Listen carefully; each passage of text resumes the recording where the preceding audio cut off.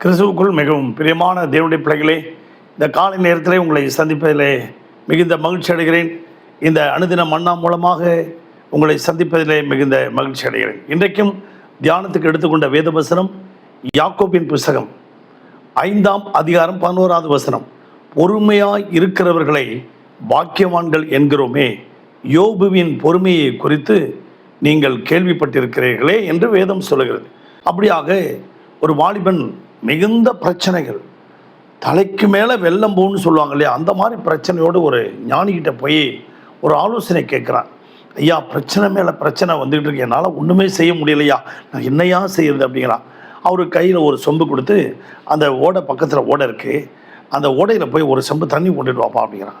அப்போது ஒரு மாட்டு வண்டி ஓடி போய் அந்த மாட்டு வண்டி போய் அந்த ஓடை தண்ணி ரொம்ப ரொம்ப அப்படியே சாக்கடை மாதிரி இருந்தது, அதை பிடிச்சிட்டு வந்தான். என்னப்பா இந்த மாதிரி தண்ணி கொண்டு வந்திருக்கேன், போய் நல்லா இன்னும் கொஞ்சம் நேரம் பொறுத்து வேறு தண்ணி கொண்டு வா அப்படின்னா. அவன் இன்னும் கொஞ்சம் தூரம் ஒரு 2 மணி நேரம் கழித்து போய் அடுத்தது கொண்டுட்டு வந்தான்னா கலங்களாக இருந்தது. அப்போ கொண்டுட்டு வந்து கொடுத்தான். என்னப்பா மறுபடியும் கலங்களை கொண்டு வந்திருக்கேன், இன்னும் ஒரு 2 மணி நேரம் கழித்து போய் தண்ணி கொண்டுட்டு வா அப்படின்னா. அப்போ போனால் தண்ணி தெளிந்து போயிருந்ததான். அப்படியே அந்த தெளிந்த தண்ணியை கொண்டுட்டு வந்து கொடுத்தாரான். பார்த்தியா எவ்வளோ அருமையாக இருக்குது, அப்போ நீ என்ன செஞ்ச, இந்த மாதிரி இந்த ஒவ்வொரு முறையும் போயிட்டு வரும்போது நான் கொஞ்சம் ரொம்ப பொறுமையோடு காத்திருந்தேன் ஐயா. இந்த பிரச்சனைகள் எல்லாம் நீ அதை நினச்சி நீ கவலைப்பட்டுக்கிட்டு இருக்க, அதனால் அந்த பொறுமையெல்லாம் அதெல்லாம் அந்த கவலையெல்லாம் மறந்துட்டு அந்த பொறுமையோடு உட்காந்துரு, அமைதியாக உட்காந்துரு இல்லையா, கடவுள் எல்லாத்தையும் தெளிவாக்கி தருவார் அப்படின்னு அந்த ஞானி சொன்னாராம். அவனுக்கு மனசில் ரொம்ப சந்தோஷத்தோடு போனானான். அப்படியாக யோபு எல்லா காரியங்களிலும் பொறுமையாக இருந்தார். அவர் பெரிய பணக்காரர்.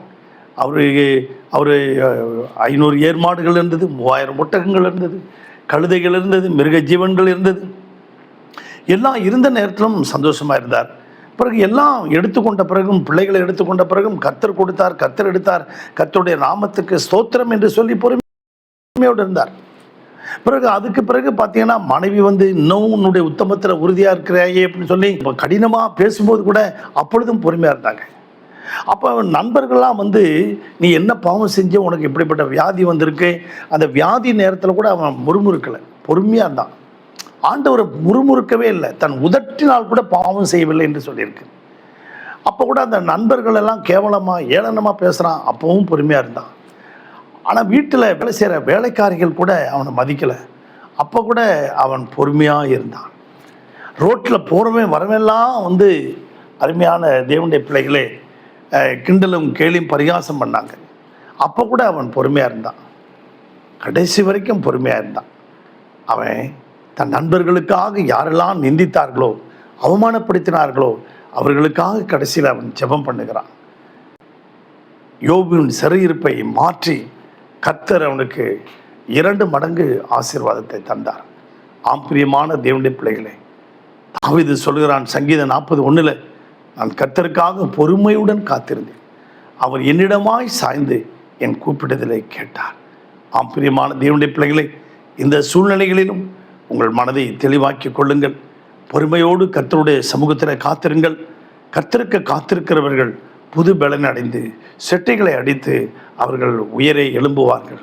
அவர்கள் ஓடினாலும் நடந்தாலும் சோர்ந்து போக மாட்டார்கள், இளைப்படைய மாட்டார்கள். ஆம்பிரியமான தேவனுடைய பிள்ளைகளே, கர்த்தர் உங்களை ஆசீர்வதிப்பார். உங்களுக்காக ஜெபிக்கட்டுமா? பரலோக பிதாவே, இந்த சத்தத்தை கேட்டுக்கொண்டிருக்க ஒவ்வொரு குடும்பத்தையும் ஆசீர்வதிங்க.